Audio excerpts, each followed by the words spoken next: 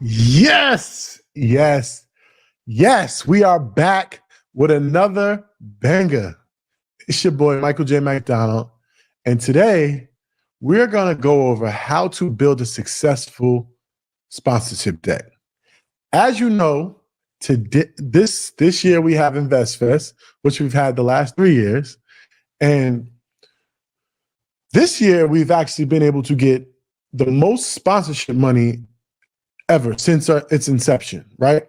And we've learned a lot over the years on how to build a sponsorship deck, how to talk to sponsorships, how to set it up, the packages. It basically how to be the most efficient on getting sponsorships, right? And how to make it the most easiest way to get sponsorships. And today I want to go over the deck part of it, right? And why a deck is important. If you don't have a sponsorship deck, then why are you even trying to get sponsorships, right? Because that's the first thing a sponsor is going to want to see. They want to see a deck. And it's important information in the deck that's going to allow you to be able to actually get that brand or that company to become a sponsor. So you have to make it really enticing for them to want to be a sponsor for your event, for your podcast, for your brand, anything you're doing. Like, they want your audience, right? They want your audience. They want the data. They want everything about what you're doing, right? Because they know they have something that they could sell to your audience and they can make more money than what they're going to give you, right? That's the idea. That's the whole goal, right? You're going to talk about that company, or you're going to show off that company so they can actually get your audience to purchase for that company, whatever, right? So that's the whole thing. 1 + 1 = 2. If in their eyes they don't feel like your audience will purchase their brand, then they're not going to advertise with you. So you have to make the sponsorship deck very enticing to them and make them feel like, yes, our audience is already purchasing something like your product or something like your service, and we can push them to you if you can make it seem like a great deal, right? And that's the whole nutshell, right? The other part of that is networking and get it in the right rooms, talking to the right people in order to get to the person who makes the decision for the brands, so you can give the sponsorship deck to that person representing that brand, and then you can make the most money or make the most of the sponsorship and get that brand to become a sponsorship. Once you connect A and B, you got C, the money. Basically, that's how it is. So the first year we didn't really have any sponsorships. We had none, like really, literally none. I think we got one that came through at the last minute, but then again, I'm thinking we didn't have none. The second year we had a nice decent amount. We had a couple of dollars. The third year we had them. Like every year we're growing and more. Now, I've been building the sponsorship decks up into this year, right? So we had to outsource. We outsourced. Shout out to Christina. Her team actually took the sponsorship deck that I've been making for the last 3 years, and she took all the data, took all the information, and she created another sponsorship deck, which I'm going to go over with you today and show you like the difference. Because now I know the differences. I know where I could have been stronger in. I know where I was a little weaker in. I knew what, everything about it. Like I knew, right? And even so, like even this deck that I'm going to show you today, which is confidential information, right? We only show this to brands. But because you're part of the MacPack, I'm giving it to you. I'm showing you. So if you do have a brand and you want sponsors, right? Who doesn't want sponsors? Who doesn't want brands or companies to pay you to talk about them so you can make more money? That's the golden. That's when you're golden, right? Because we as brands or companies ourselves, we can't focus on B2C, business to consumer, right? We're the business, they're the consumer. So if we have to focus on the consumer keeping us afloat, it's going to be much harder. Where if we go B2B, we have businesses like Earn Your Leisure is a business to business company. We make majority of our money from brands. We don't make any money from consumers. Our money comes from brands. So our money is already forecast for the next 18 months, right? So we know what we're going to make. Ideally, like obviously we get other sponsorships between that 18 months, but ideally we kind of have an idea of how much we're going to make because we're B2B. We make our money through our brands. And you want your company to be mainly focused on being monetized through brands.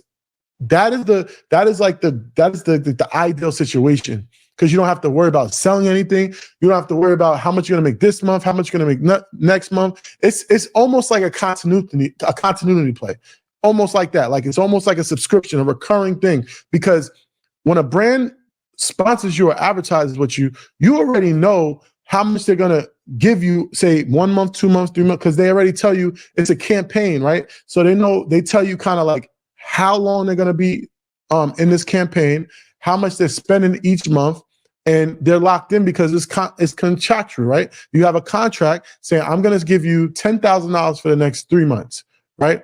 Such and such brand is going to give you $10,000 for the next 3 months. Cool. Once you figure all that out, it is what it is. But now you have 1, 2, 3, 4, 5, 6, 7. You got 10 brands paying you.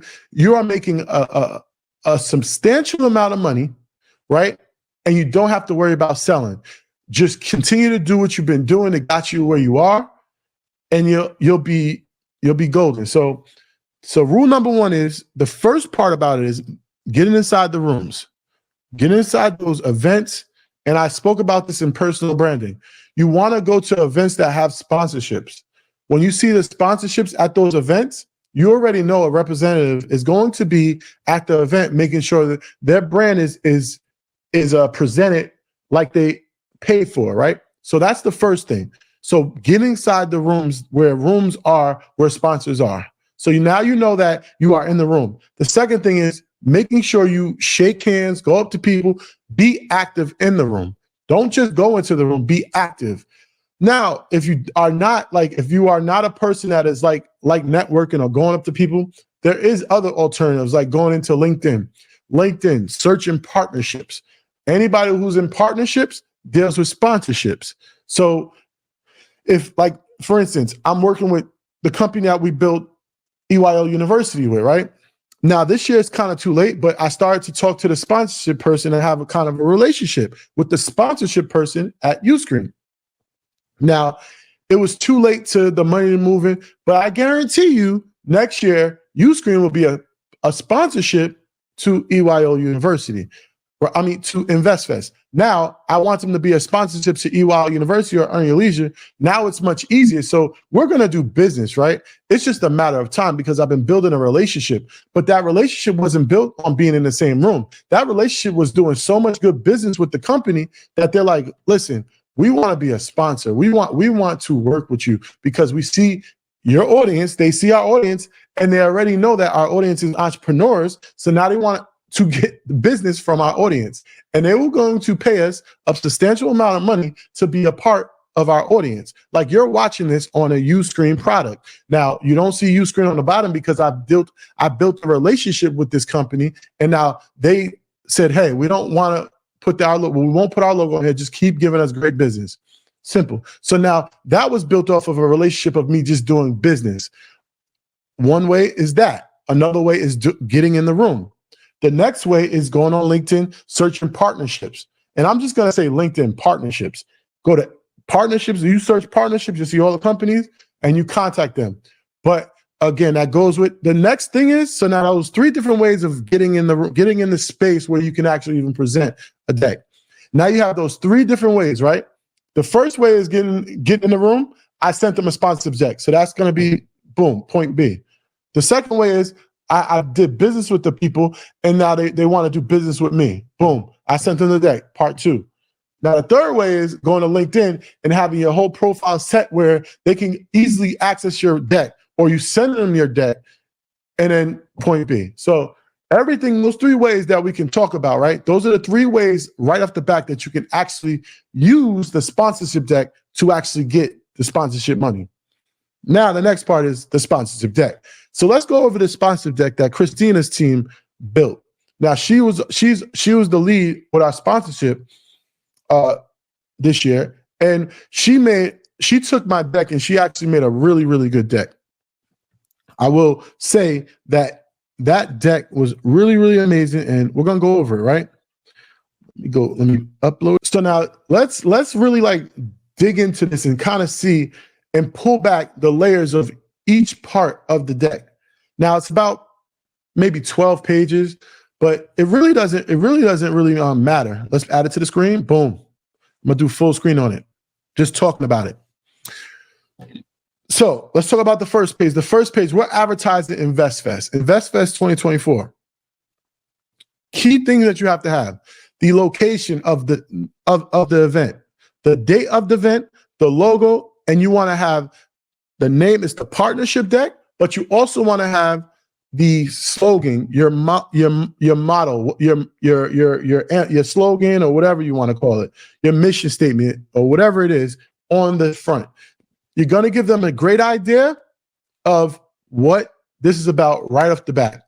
Now, ideally, if I was doing this deck, I would have put a picture of the stage, but I would have put a picture of the packed crowd, right? Because this tells me automatically that I don't know if people came. I want to know if people came. So right off the bat, and this is the first impression, is your last impression, right? That's the most important impression, is your first impression. So I want this. This is the only thing I would change about this page. I would put a picture of an image of the whole entire room packed, right? She may have not had that, may have not had access to that. So maybe that's why she didn't do it. But that's one thing I would change. But everything else is perfect. You got the logo, you got the location, you got the slogan, and you got the year or whatever it is, right? Brands are not going to know who you are, right? Most likely brands are not going to know who you are. So you want the brands to know who you are as soon as possible. So that's why the next page is going to be about us and teaching you, telling you exactly who we are, what we do, and what's our mission. Next thing is the founders, right? Ideally, you want to put the most known people first, right? So that's why you see Steve Harvey first, because once you see him, you can kind of relate. You know, most likely they're going to know Steve Harvey. So why wouldn't you put Steve Harvey? So now they kind of have like some type of rapport. It's Steve Harvey. And obviously you put the next ones. The same thing we're going to do with the partners that we've also had in the past, notable partners. So companies they have egos, right? These brands have egos just like people. And they don't want to be outdone by other brands. So that's why we're going to put partners on the next part, right? Because we want to let you know, like, if you're Microsoft, or if you're TikTok, right? And you see Meta there, you're like, oh nah, we gotta outdo Meta. We can't let Meta be there. We gotta take Meta over. They have egos, and you have to use that against them. And that's why you're gonna put the different brands that we partner with. But it also gives you morale, it gives you validity, it gives you all those things. So that's going to be the second page that you want to put. This is the most important thing. Like this, now I got them. As long as your about section is kind of like if something is in line with the brand, boom. And now you get partners that are in the same industry as you are, as the brand is. Boom, you got them. You got them. That's page 2. Let's go to page 3. Page 3. EYL is the most notable brand that we have that is a part of InvestFest. EYL is like the mothership of InvestFest, right? It started with EYL. So now most brands in the financial literacy space is going to know Earn Your Leisure, right? So if we're advertising to a financial brand, you want to put EYL and about EYL, because this is what started. This is the mothership, right? The next part is the most important part probably of this whole entire equation. It's the data. They want to know, who am I going to be reaching? What are they doing? Where are they at? What's the impressions like? What's the shares like? Is it more male? Is it more female? This is how they're going to say, my audience connects with your audience. So now, if they get past page 3, and this is another thing. Every single page they go to, it's a higher percentage of a chance of you closing them as a sponsorship. So first page was the location, the date, the slogan, and a picture of the past event. They went past that.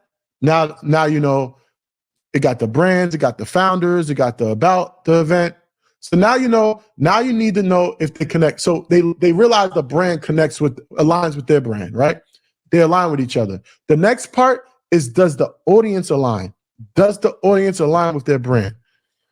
This is the data that you need. You need to present this data also on your deck, because you want to make sure that you want to let the brands know that your audience aligns with that brand. Now, this should be personalized when you're talking to a certain brand. If you're talking to a Nike, you want to say 70% of the people wore sneakers. You want to also connect with this particular brand. So if you can actually connect with the particular brand, you also want to put that data on this page as well. So now you know they're talking to them. Even having their logos on each page. Listen, these brands have egos. They have egos. Keep that in mind. You're not talking to a major corporation. You're talking to one person or two people that are going to make the decision to give you money. So you want to, and they love their brand. They love their brand just as much as they love themselves. So they have that ego. So take that use that to your advantage. Put your logo on there. Put data that is representing to the brand that correlates with the brand, whether it's sneakers, whether it's cookware, whatever it is you're selling, and whatever you're pitching to, correlate the data to that same thing. The next slide is why InvestFest. Why should you become a partner with InvestFest? Thought leadership. You're putting, now this is going to be different for each company, right? But you want to put something together on why. And now this is Nike, right? We have 70% of our audience wears Nike. That might be something why you should go, right? 75% of the people love sneakers, right? Because and how you get this data is through what is it called? You put surveys out, right? You put surveys out, and that's how you get the data.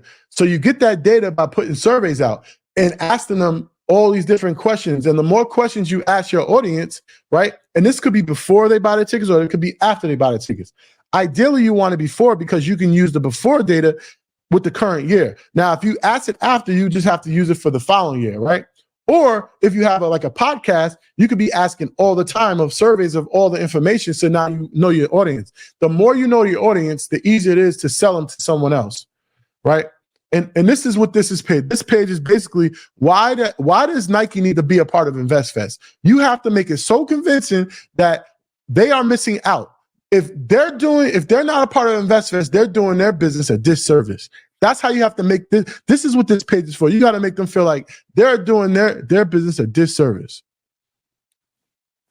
This is what I call this, like a B-roll, right? This is like a B-roll page, right? This is like kind of just giving it more dense to the deck, but join the movement, and it gives you a little slogan. But it also shows you a picture of a packed crowd. That's what I wanted in the first page. But it's telling you that, and it gives you an idea of the people, what type of people there. Now, you can obviously see it's more like Black people here, right? Like this is so now, if a company is looking for white people to sell their brand to, they're not going to sponsor this event. Unfortunately not, because they see it's a bunch of Black people, right? But now it gives you an idea of like the audience, visual audience of who's going to be at this event. This is really strong. This is giving validity. This is giving you your brand validity. It's giving your event validity. It's showing you exactly who is at this event and when, like who they are, right? Robert F. Smith, the richest person in the world, right? The richest Black man in America. Steve Harvey, Tyler Perry, Dan Cathy, to Tabitha Brown. You want to put past guests, right? This could also be guests on your podcast. Again, other sponsorships if you're just a regular brand. But this is important because it's giving your brand validity. It's saying Tyler Perry was a guest, right? So now they can get their brand a part of Tyler Perry somehow. They were going to do it. They know that we have really big names, and they are prepared to put money up because they know that we bring big names to events. conference tracks, right? This is exactly what this is going to go over. Now, let's put it in two different forms, right? A podcast, right? What are you talking about on a podcast? What type of is it a relationship podcast? Is it a financial literacy podcast? Is it a podcast about plumbing or electric, whatever it is, right? And then it could be different parts of electric, or is it anything you're talking about, right? This is going to be the different subjects you talk about on your podcast, just like InvestFest, right? This is going to be the different subjects or the different things that we're going to hit on the event, right? So now, listen, if you're talking to an insurance company, you want to put more insurance more insurance tracks on this part. You want to put their logo. You want to put every idea you can for insurance, right? Because you want to make it specific to the brand, right? And that means changing a couple things. Yeah, you want a general one like this, but now if I'm talking to a specific brand, you want to make it as much as catered to that brand as possible. So if, like I said, if it's insurance, you want to say auto insurance, you want to say life insurance, you want to say property insurance, you want to say all the different things about insurance that you're going to be talking about. And then you can, if it's your event, you can do whatever you want and cater it how you want.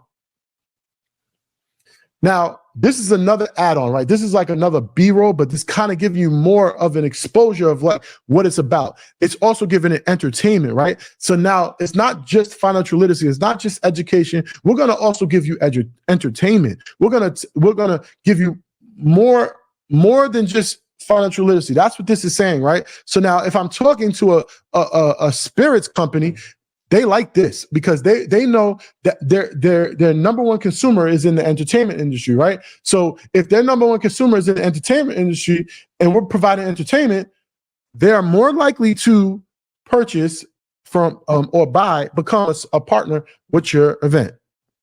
So this is another thing. Like if you're a podcast, right? I would put you do live events, right? Because this is live events, live entertainment. Or even performances or whatever it is. So you want to do stuff like that. Again, now this is getting detailed on the exact event of exactly what type of reach we have, what type of audience we have. This is getting more detailed, right? And again, you want to be as detailed as possible.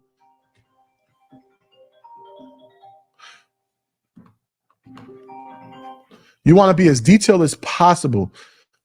So now look at it. Just look. 48% is entrepreneurs, right? If I'm Gusto or if I'm ADP, I know that almost 50% of the audience needs my services. If I'm talking to ADP or one of those payroll companies, I know 50% of the audience needs my services. I'm more likely going to purchase. I'm more likely going to become a sponsor, become a partner, whatever, right? Credit score. If I'm a loan officer, right? A loan officer or finance or bank or whatever, I know that the 61% have a credit score over 700. I know they are my ideal client. Those people are, if I can get 5 people, that pays for the sponsorship. Now, anything else is more. That's the thing. This is the data you got to put. Now, depending on who you're talking to, it depends on the data you put. But you want to put the data points that correlate with the brand. Make sure you put the data that correlates with the brand as much as possible, because you don't want to put data like if you put credit score and you're talking to a carpet company, it doesn't correlate. You know what I'm saying? So you want to put that. Now, the sponsorship packages, you put that, but also you put in a vision, right? Now, this image should always be an image of the brand. So like I would make this and I would make a picture like this, but if I'm talking to Nike, I would change this image and put Nike. I would change the logos and put Nike. Just do it. I would literally put Nike and just do it. So now the brand could actually visualize their brand at our event, because this is an actual activation at our event. Fidelity was a sponsor last year, and they have an activation, right? And now you change the logo, so now they can kind of see, they get an idea. That's going to push them more over the ledge. The more you can cater it, the more you can make it personalized to that brand, is going to be the easier it's going to be easier to sell that brand. Now, I don't want to go over sponsorships. Let me just move this down because our packages is crazy. Well, let me see if I can. I'm going to talk about this. I'm going to talk about the brand. So I'm going to bring this back. This is going to be the next thing we talk about, right? But I want to tell you. So now in the tier packages, right? You want to have multiple tiers. You want to have like a title sponsor. A title sponsor is literally going to be exactly where InvestFest logo is. That's where the title sponsor is going to be. Simple as that. And it's gonna have stage presence. It's gonna have registration. It's gonna have presence all over the whole. Top bag is gonna be a part. It's the biggest, the most expensive sponsorship package you could possibly offer. And what you want to do is, and this could be also podcast too, because now you're on audio, you're on video, your logo's on every screen. You starts the podcast off with the audio. You do another mid roll. It's the same thing. It's every single place where you can possibly put it. That's what a title sponsor is. Now, how you price that? I'm gonna say whatever the cost is to run that sponsorship. It should be in line to pay for it. And the whole entire event. Simple as that, right? So that's where you want to price it. The next thing is like something half of that. So now, yeah, you might not be able to get visual or representation on the front of the building when you first work in or registration, but you can get stage access, right? You got to be creative, or things like that. You can get your logos all through the floors, throughout the whole entire space. That's going to be like the next package, right? That's like the almost a month, and it's half. Do half. Whatever this is, whatever title is, half of that. So you give half of the exposure, and you charge half the price, right?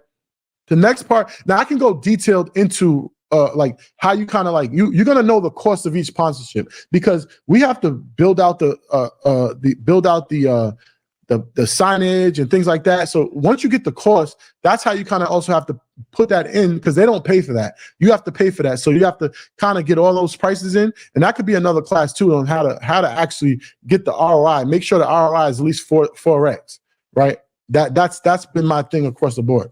So those are the ways, right? And then you could sponsor the Wi-Fi, sponsor another stage if you have 2 stages, sponsor. You just have to be really creative, but the pricing is, I would say, half. Do 4 things. So if you start off at 1,000 the title, then you do 500, 250, and then whatever 125, something like that. That's a good way of like that. That's a simple way of how to price your sponsorships. Obviously, way more than that. Now, if you have a vendor space in your event, this is really good, because now you're gonna give access to people that have businesses, small businesses, brands that want to attract small businesses. This is going to get them more enticed to become a sponsor, because now they know 400 plus vendors will be in the building, right? 400 small businesses will be in the building, right? Why wouldn't I want to put my brand in front of 400 small businesses if my brand attracts entrepreneurs? This is golden to brands that attract entrepreneurs, like ADP, like Gusto, things like that. It's golden. So you want to put something like this if you do have vendor market space. Talk about the vendor market space in your deck. And this is, now we're wrapping up. We're wrapping up now. This is basically, again, another B-roll, but it's Tyler Perry on stage with EYL, with Troy and Rashad, and it's giving a hard quote that Rashad put, right? This is just more validation. And then become a sponsor. You want to put that, you want to put join the movement, you want to put how do you contact the person to become a sponsor? And basically you take these elements from this sponsorship deck, and you take your brand, your analytics, and your movement, and you put it into something like this, and using this blueprint. I promise you, you will get more sponsorships than you ever had in your life.